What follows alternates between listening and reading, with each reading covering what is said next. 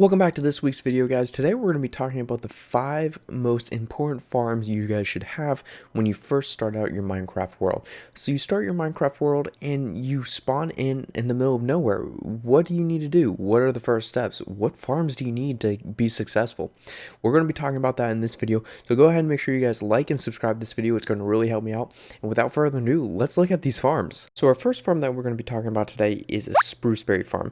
Now spruceberries are found in spruce forest, and if you're lucky enough to spawn in one or around one, you can find these as an easy, quick beginning game food.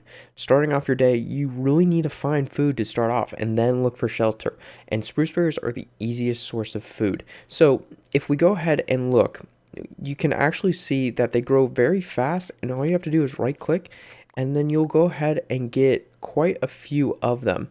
And I already have some in my inventory, so you can see I've already, just from 28 and just doing these 5, I already got 10 more, if not 12.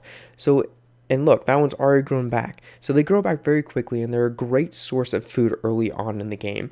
And that way you can actually continue to move around fast, and your hunger does not go below to the point where you can't run or regenerate. So our next farm is a noisy one, but one of the best food sources in the game. And so what it is it's a semi-automatic cow crusher. Now what you need to do is you need to build this up, and you need to get 24 cows in here. And the easiest way to do it is just get 2 cows in there and just start breeding them up. And after a while, you'll get 24 cows in no time, and then you can come in with some wheat. And what I have found, put the wheat in your hand, and they all look at you, go around in a U pattern, and you'll start breeding them. And as you breed them, they'll start to entity cram, and they will start to die. From there, all your stuff is going to be put down into this chest, and you can go ahead and start getting steak and cooking up the raw beef into steak, which is the best source of food that you can have. Now, you can also do this with pigs, you could also do this with sheep. The benefit of doing this maybe with sheep is you can also collect their wool with it. So that might be an option for you guys as well. Now, lamb chops aren't the best like steak is, however, it is a good alternative as well. Farm number 3 is a critical one, and that is a sugarcane farm. Sugarcane is probably the most important kind of farm that you can have, and a farm like this that's not the hardest to build and pretty easy to maintain early on in game is going to give you a lot of materials like sugar and paper, and the paper is going to be great for when you get to books. And even with that cow farm that we just looked at, in combination with this sugarcane farm, it's going to be super beneficial and powerful for you. You just have to come in at one block, and you just come in and start breaking all the sugarcane around, and you'll get almost a full stack, if not 2 stacks full of sugarcane. It's super easy to build. You can put a little bit of lighting in here, and you're already on the start of being able to get your first enchanting table or get enchanting books. So our 4th farm that we're going to be looking at is a super easy farm, and it's just an oak tree farm. And so what you do is you come here, and you don't need these slabs right here, they're just to mark, but what you do is you got a slab that goes up that is 7 blocks high, and that keeps your oak trees from growing into those massive ones that you see over there.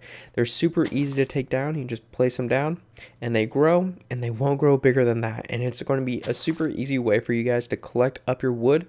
And then once you've knocked down all the trees, the leaves are going to start disappearing, and you're going to have a bunch of saplings to replant, as well as you get the chance to have apples be dropped. And apples are fantastic because you can turn them into golden apples, which then you can use to transform villagers into like zombie villagers into regular villagers, decreasing trades later on, especially if you spawn in near a village. So our final farm to me is the most important, and I use this all the time on my Let's Play worlds, and that is a pumpkin farm.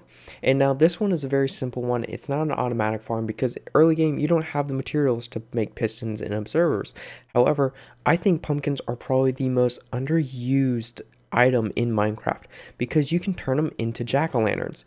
And jack-o'-lanterns are a great thing because they give off more light than a torch does. So you come through with your shears, and then you come back through with your axe, and you go ahead and get jack-o'-lanterns. And you also get to collect all the seeds so you can continue to expand this farm. Once you've harvested all your pumpkins and turned them into carved pumpkins, you can come over to a crafting table or even in your inventory And in any slot, you can make jack-o'-lanterns.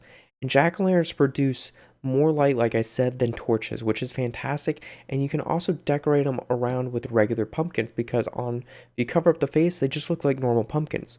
So you can place these around your villages and use them as a way to decorate and illuminate your base. Thanks for watching today's video, guys. Go ahead and hit that like button, subscribe button down below, and let me know what your guys' favorite beginning farm is. And as well, if you guys want me to show you guys how I actually made these farms, leave a comment down below telling me so I can go ahead and make a video on that. But until next time, guys, you guys have a good one.